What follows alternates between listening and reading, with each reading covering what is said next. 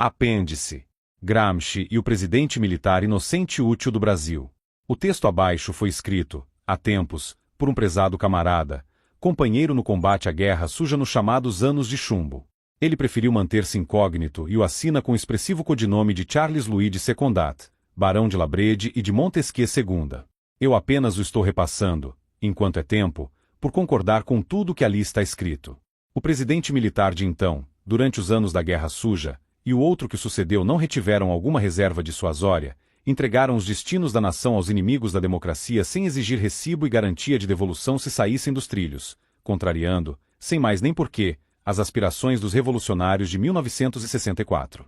Julgavam-se senhores da verdade e da sapiência e agiram como tal. Faço coro com as palavras acima, do texto Promessa Cumprida, do ilustre escritor e filósofo Olavo de Carvalho, porém com ressalvas. O mestre engana-se quando diz que os luminares dos serviços de inteligência militares só enxergavam o adversário inofensivo, cansado de guerra, ansioso de paz e democracia, quase um amigo, enfim. Errou. Os analistas dos serviços militares de inteligência, assim como seus chefes, cansaram-se de advertir, através dos ministros militares, os presidentes da República quanto à execução de um processo granciano de tomada do poder. Falaram às pedras, porque esses clientes preferenciais dos serviços de inteligência não tinham capacidade de absorver as advertências que lhes chegavam às mãos. Todos tinham sido militares de escola e alguns ostentavam, com justo orgulho, a condição de tríceps coroados, isto é, haviam sido os primeiros alunos das suas turmas nos cursos de formação, aperfeiçoamento e Estado-Maior do Exército. Não se pode atribuir-lhes culpa pelo excesso de ignorância no que se refere a matérias, por assim dizer, de natureza ideológica político-cultural. Eles não tiveram aulas dessas coisas. Haviam estudado cálculo, mecânica, termodinâmica, administração, contabilidade, línguas, balística, operações militares e mais dezenas de matérias, mas para eles o italiano Antonio Gramsci não passava, talvez, de um ex-jogador do Roma ou de um compositor de óperas, algum contemporâneo de Puccini, ou seria de Verdi. Quem sabe um ator que ganhou um Oscar de coadjuvante quando contracenou com Luciano Pavarotti em Rigoletto. Os sons de La Donna é Mobile lhes eram familiares.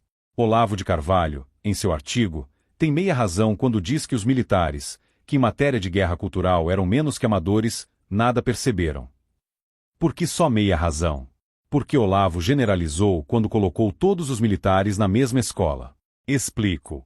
Decorridos menos de 3 anos do início das atividades guerrilheiras, os órgãos de inteligência das Forças Armadas, além de já disporem do pleno conhecimento de como agiam e de como estavam estruturadas as organizações terroristas, haviam feito o que podemos chamar de cursos de graduação, pós-graduação e mestrado em movimento comunista internacional, com especialização no Brasil. 4 anos mais tarde, haviam concluído o doutorado, summa cum laude. Esse aprendizado não se deu à custa de porrada e de tortura, como, de antemão, omissão da verdade concluiu desde hoje aquilo que oficialmente só concluirá, falsamente, daqui a 2 anos, copyright by Olavo. Acerca desse fenômeno, Olavo está certo. Mas acrescento que o Brasil, fazendo pouco caso do filósofo alemão Edmund Husserl, acaba de registrar patente fenomenológica internacional. O doutorado foi obtido porque os órgãos de inteligência se dedicaram a conhecer o inimigo ao extremo, estudando e analisando a vasta documentação que era apreendida com os terroristas na ocasião das prisões e nos seus redutos clandestinos. Não raras vezes, e nisso Olavo de Carvalho acertou, os presos tornaram-se quase amigos dos militares de inteligência. Era preciso conhecer cada vez mais o inimigo, esclarecer dúvidas e muitas vezes deslindar, filosoficamente, o âmago das resoluções dos comitês centrais das dezenas de organizações subversivas que foram sendo criadas e ramificadas. Para isso, os analistas de inteligência procuravam estabelecer laços afetivos com os presos. Quem assistisse às demoradas conversas travadas entre eles até poderia acreditar que se tratava de uma troca de conhecimentos entre estudantes visando prepararem-se para exame vestibular. Nota: essas demoradas conversas não ocorriam com presos pé de chinelo, a exemplo da companheira Dilma, uma moça desletrada, incapaz de discutir profundamente a doutrina e a praxis comunistas. Guardadas as devidas proporções e intenções, ela não passava de uma pivete soldado do tráfico, como hoje conhecemos. Note-se que logo após as prisões, os guerrilheiros, já tendo delatado seus companheiros, o que fizeram com inacreditável despudor, nada mais tinham, sobre princípios e doutrinas, a esconder das forças de segurança. Haviam, conforme o jargão da época, desbundado.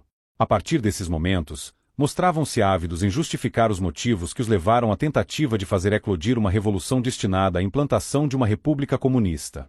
E assim, de conversa em conversa, da filosofia ao exame de questões realmente relevantes, afloraram revelações que permitiram entender como se daria, ao longo do tempo, curso ao processo grancista de tomada do poder.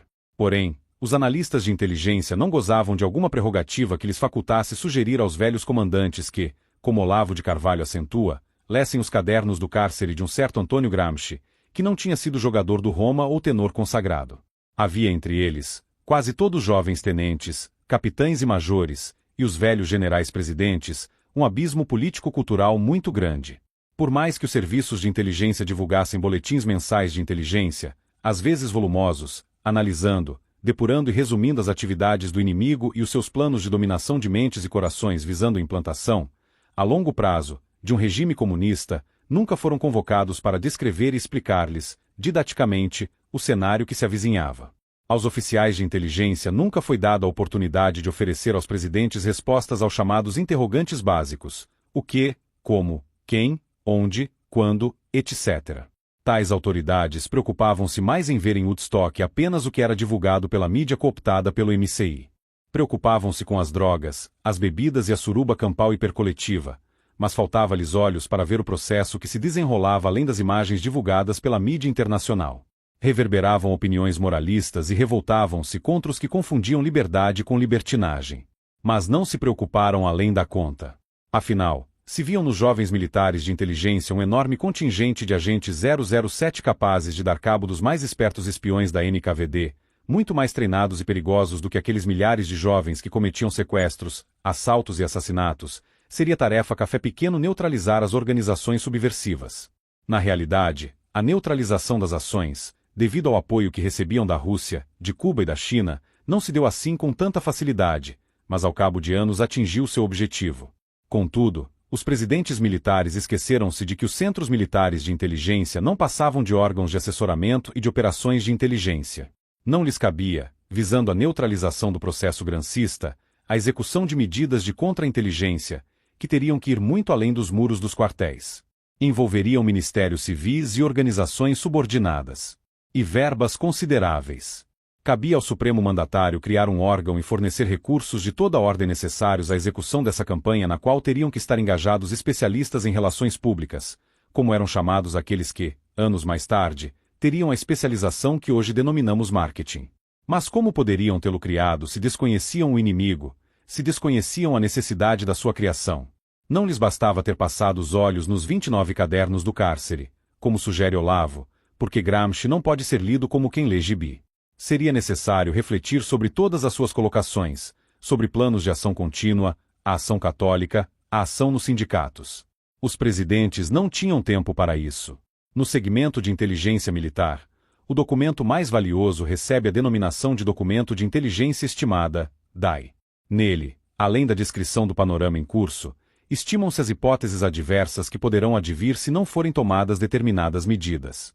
Foi um documento com essa característica, oriundo do Ministério da Aeronáutica, que um dia chegou às mãos de um presidente militar que entendia muito de petróleo. O presidente não gostou do que leu, que contrariava tudo aquilo que julgava adequado ao futuro da nação. Deu um vigoroso soco na mesa e determinou ao ministro da Aeronáutica que destituísse da chefia do seu centro de inteligência o major brigadeiro que lhe encaminhara o DAI. A ordem não foi cumprida. E, desprezando todas as advertências oriundas dos centros de inteligência que lhes tinham, durante anos, sido endereçadas, decidiu pela adoção de uma manobra política que denominou de abertura política lenta, segura e gradual. Os modus faciendi e operandi dessa abertura eram tão canhestros e propícios aos projetos grancianos que, com certo grau de acerto, podemos ver naquele mandatário o presidente militar inocente e útil do Brasil. Antônio Gramsci, lá no fundo do seu pequeno túmulo onde jazia desde 1937, no cemitério romano, regozijou-se, porque vislumbrou que em tal abertura havia campo fértil para a disseminação da dialética marxista, sobre um contínuo e progressivo fazer-se. Seguiram-se pequenos agravos sucessivos de baixa intensidade, que não foram capazes de despertar, individualmente, maiores reações. Esse silêncio e essa omissão se deram por ignorância da metodologia empregada para a tomada do poder. Desconheciam a natureza da subversão granciana, que também é de aplicação lenta, segura e gradual.